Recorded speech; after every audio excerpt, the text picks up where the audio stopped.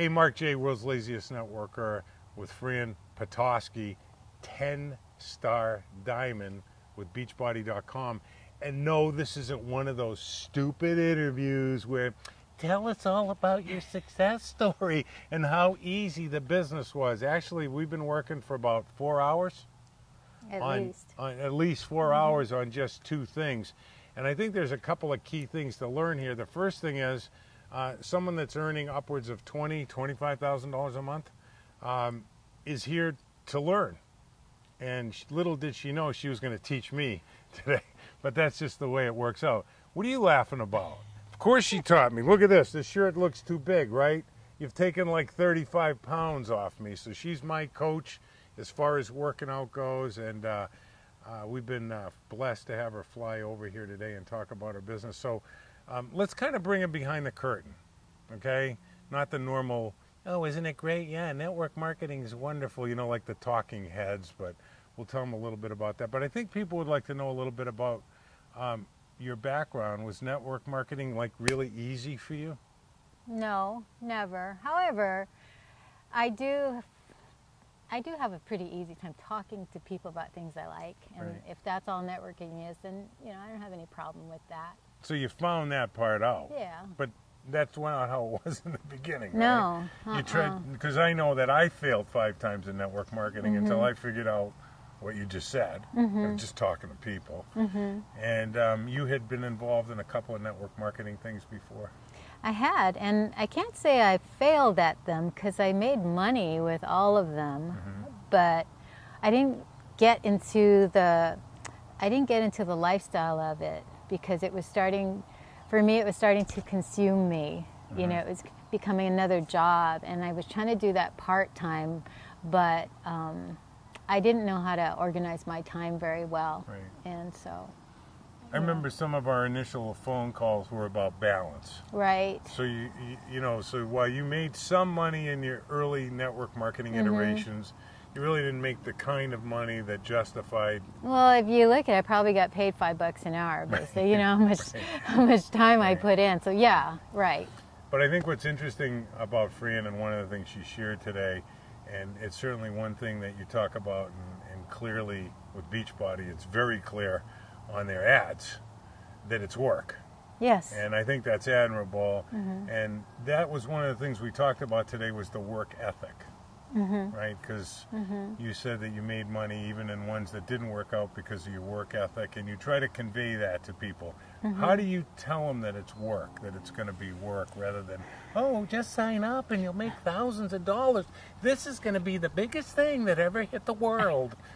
Well, you know, I went to 2 years of college, and my dad always told me, go to college, you'll get a good job, you know, but there's no guarantee. There wasn't a guarantee even for that. I still ended up working for $5.95 an hour, you know, even with my 2 years of college, which I ended up not finishing, you know, because I got married and whatnot. So I look at this the same way, that I can't go in as a freshman and expect to come out with a PhD just by osmosis. Right. So I am here to learn. I am, even as a 10-star, I feel like I still have so much more to learn, you know, so. So you got involved with Beachbody, right? And you were a little more motivated at that time. But there was still a lot to learn, and I think what's remarkable in the example you've set on your team is to continue to try to improve yourself. And, you know, one of the things that we talked about, let's take them behind the curtain, right, was that it's really mind and then method. And somehow you figured out at some point it's more, you've got to have the mind right. We're not talking about positive mental attitude, but what do you do to work on your mind? What have you engaged in the past year to improve? Well, I joined your Mastermind Alliance course and the A.K.A. MMA, and it's been really tough. It's been harder than doing P90X or Insanity, seriously. My brain wants to explode. But, you know, I know that because I have done our workouts, I know that unless I get that muscle soreness where I can't walk up the stairs or sit down or whatever, I know I'm not growing. So this is, I I welcome Right. the brain pain, if you want to call it that. I welcome that because I discovered that that's what is giving me some breakthroughs. Tell me about those. Okay, the breakthroughs? Yeah. Well, I discovered that I really know more than I thought I did, but I wouldn't have discovered that if you hadn't challenged me to dig deeper, you know, to really look down, write out my DMP, because that wasn't even clear to me. I'm in my 50s now. I never knew what my goal in life was. I never knew what I wanted to be when I grew up. Yeah. Let me just interrupt you for 1 second. Yep. DMP is definite major purpose, and we've talked a lot about it being Dharma, which is really the same thing as a definite major purpose, meaning what's your purpose? Right. And so you dug a little deeper.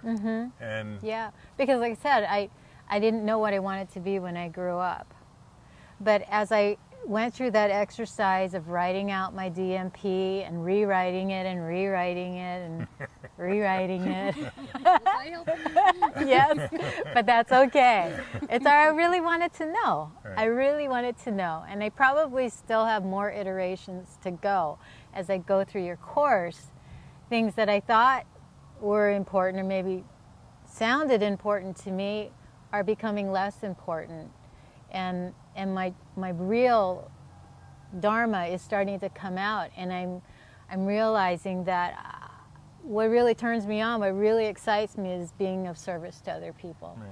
So now, one of the things that we were talking about up there on the Lanai while we were sort of, you know, strategizing a little bit about the next step to get you from the the $20,000 a month into the 50 and 60 and all that. You said something really interesting because, you know, people that have worked with me before know that I tend to ask questions rather than just rattle stuff off. And you said, I thought it was just brilliant.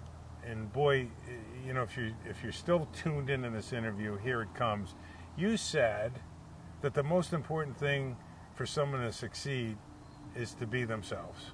yeah. Yeah, tell me why you know that that's important, because it is. Well, because when I started early on in my Beachbody career, you know, there were some of the other distributors who were better speakers than me, you know, younger than me, thinner than me, and I thought I had to compete, you know, in order to build a large team, because that's what they did. I watched them, and I thought I can't do what they do. And it wasn't until I decided that I'm just going to be the best me I can be, and that's when my team started to grow. So I encourage people to find out what they're good at and then go with that. Right. So They're unique gifts. they're unique gifts, yes. So you'd agree then with Dr. Seuss. What's that? Why try to fit in when you were made to stand out? Yeah, that's nice. And you found your own way to stand out by digging a little deeper on your Dharma, your purpose, why you're doing it. And folks, we don't mean why like, how do I get out of credit card debt or get a new car? You've got to think a little bigger than that, right? Those are sort of linking to the problem. But that also to find your own unique gifts. Right. And you have some special gifts. I think I got real excited when we were talking about today. We talked for a while, and I said, what do you really want to accomplish? And it was the third time I had asked you, and you said, to make money for people on my team. Yes. Tell very me why important. that's important. Oh, see, that gets me excited to think about that, because that's me being of service to them. My team joined me because they wanted to change their life. They wanted a different outcome. And I want them to have that. I want them to stay home with their families. I want them to stop the 2-hour commutes. I want them to, you know, live in a house that's not drafty anymore, or send their children to the school they want to. I want that for them, Right. you know. Right. So being in service, and you have some people on your team that are almost too much in service, right? Which isn't a bad thing. They're helping so many people, and that culture is going strong, obviously, for you and for your team. And now you're trying to redirect them to focus a little more on what? How to duplicate that in the organization, how to build the business? I want them to duplicate, but duplicate smartly. I can tend to be a workaholic myself, and I don't want to duplicate that in the team. So I want them to enjoy the things that they say they want in their life. A lot of them have a lot of it already in their life. They just don't recognize it because they don't have the time to, to experience it. Yep. So I do want them to duplicate good time management and good skills. Right. So that's why it's so important. And that was one of the things that we talked about today is we all say time management, but we know it's really self-management. Right. None of us get more than 24 hours.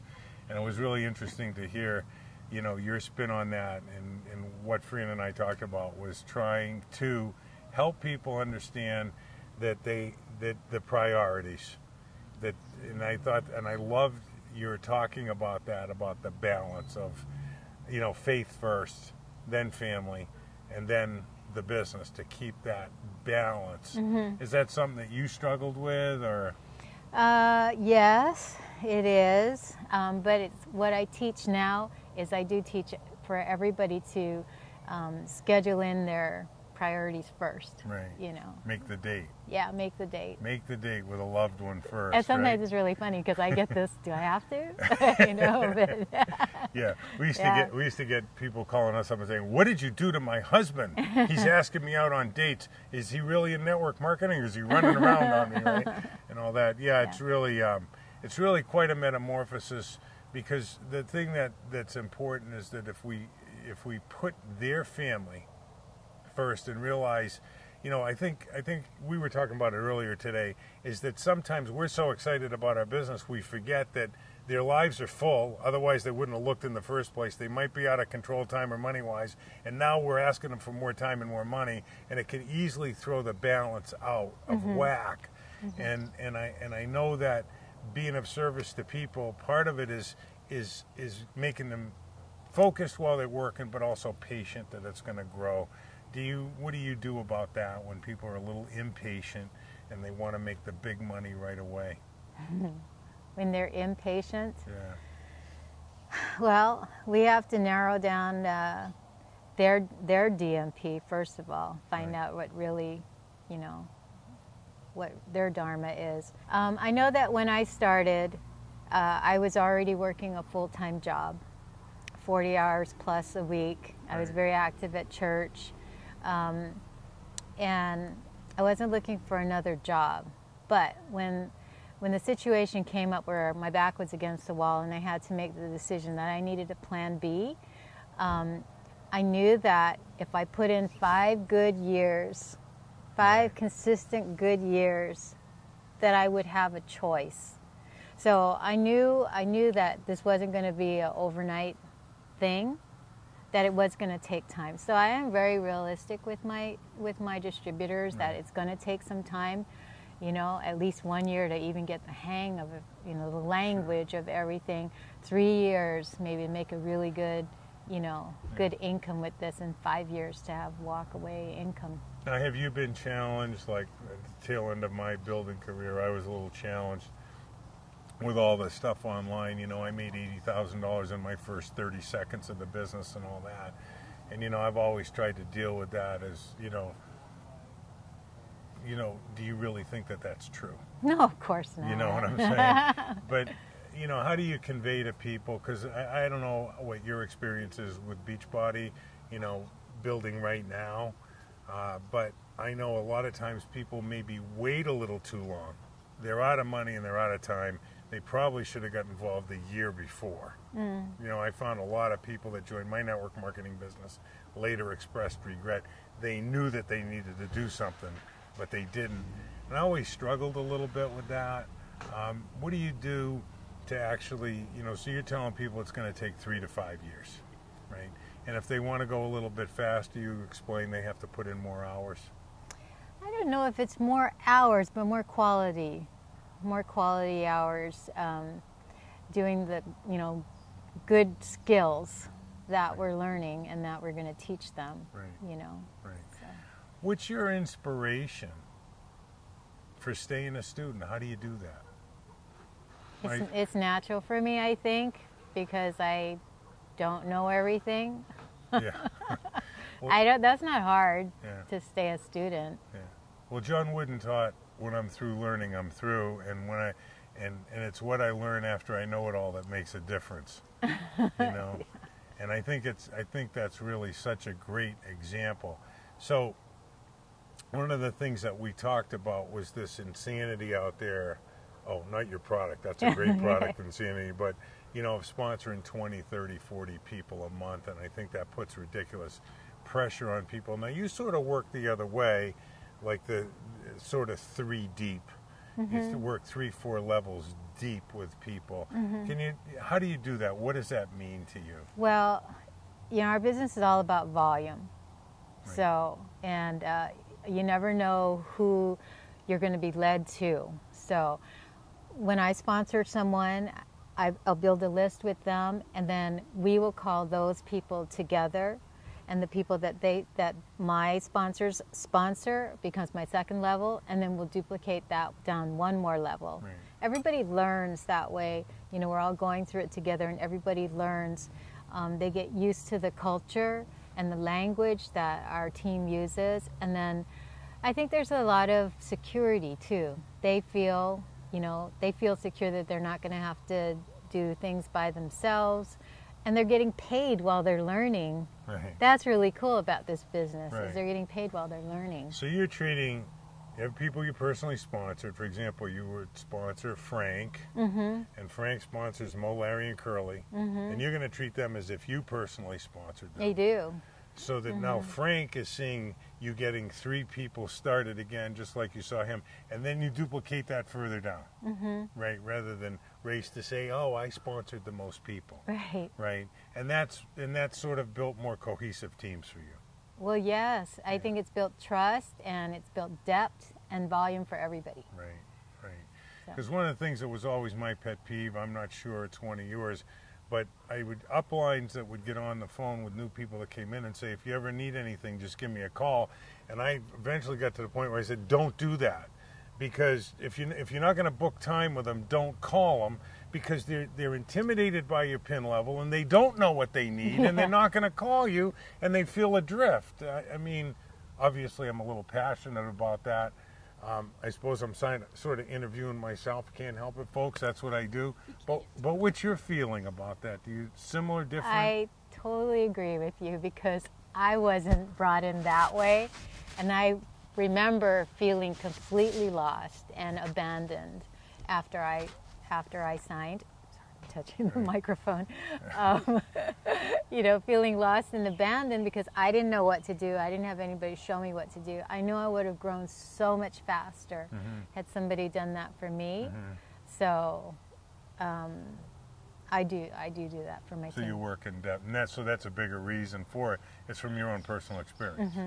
You know, and that's I think a lot of people that don't work in depth, they're just copying what they were taught. Because there's 2 ways to build this business. You sponsor as many people as you can, you plug them into some website training and give them a pat on the rear end and say good luck, or you work with them. My opinion is it's network marketing, meaning you bring me in and you network out through me, and you use my contacts to teach me what to do. Any thoughts about that? I think it's the kinder way to do business, because otherwise it's almost like bait and switch. You know, you sign somebody and then you're on your own. If you show them what to do by helping them build their list and then working with their list with them, you're showing that you really are of service to them, because you are serving them. So you don't assign list building, you build the list with them. Oh yes, we have a call together, and we build the list together. And I know that you've taught your people that you never get off the phone without doing something. Yeah. Which is setting the next activity. Setting the next activity, and I think that's a plain, you know, people come in, they're excited, they do an activity with you, and then you're playing phone tag for 3 or 4 days, so you've eliminated that. Okay, folks, there's 2 great tips. Build the list with them, and never get off the phone without scheduling the next activity. Right? Right. Okay, and that's what's built you this empire.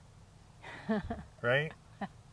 course, all the volume hasn't caught up to the empire, but I think there's a lot of people that would love to know what you do and how you do it. And you just told them. You build a list with them. You never get off the phone. They always know what's going to happen next. And you treat their personals and their personals as if they're your personals. Mm-hmm. And that's it. So now you've been behind the curtain. We'll share a little bit more in some future blogs out of this. But we now come to the fun part for me. 7 questions. Oh. Okay. You might have to feed some of them to me, honey, who's a big Lipton fan. But 7 questions, just your knee-jerk reaction. And before we get to that, one thing that would really, you know, that how much I love you for helping me and coaching me and and getting in better shape. That's fantastic. But what you said over there earlier was that you felt that when you brought someone in the business that you were making a promise to them. Mm-hmm. And that promise is? To change the outcome of their life. Right. So it's not only good business, because new people don't know what to do, to work with them 3 or 4 levels deep and treat them, but it's also an ethical thing. Yes, for me it is. Mm-hmm. So, do you have them, honey? I think we got them. So here we go. What's your favorite word? What's my favorite word? Yes. Okay. Your least favorite word? No. This is really easy. Okay. You know, what other occupation besides network marketing would you like to have tried? I would like to have tried to be a singer. A singer? Yeah, in a Christian band. Well, you kind of do that, right? Yeah, but I don't get paid for it, so it's not a career. It's a gift, right? And other than network marketing, what occupation would you least be likely to try?